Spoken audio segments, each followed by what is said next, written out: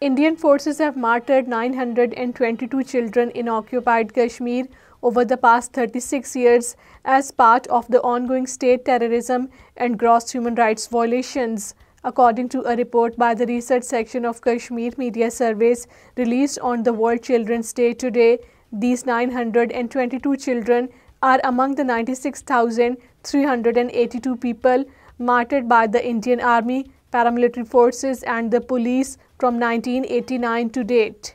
All-Party Hurriyat Conference AJK chapter convener Ghulam Mohammad Safi has condemned the plight of the children in occupied Kashmir, stating that the Indian authorities are orchestrating a systematic campaign of oppression. Safi, in a statement issued in Islamabad on the occasion of the World Children's Day, lamented that while the global community observes this day to uphold children's rights, Kashmiri children remain deprived of the basic freedoms and the protection.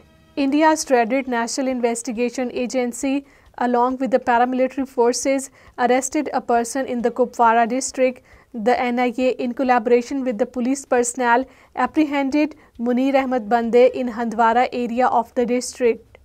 Senior All-Party Hurriyat Conference leader and chief cleric of the Jamia Masjid Srinagar, Mirwais Umar Farooq, has strongly condemned the directive requiring the caretakers of the mosque to seek prior consent from the Waqf head appointed by the India's Modi regime before delivering the Friday sermons.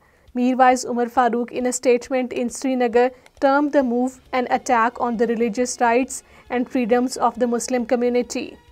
Senior Congress leader and MLA from Duru, Ghulam Ahmed Mir, has denied the reports of friction within the National Conference Congress alliance, even as the Congress continues to maintain stance on the critical issues like the restoration of Article 370. Speaking to the media in Srinagar, he emphasized that the coalition remains intact with mutual understanding on the shared priorities.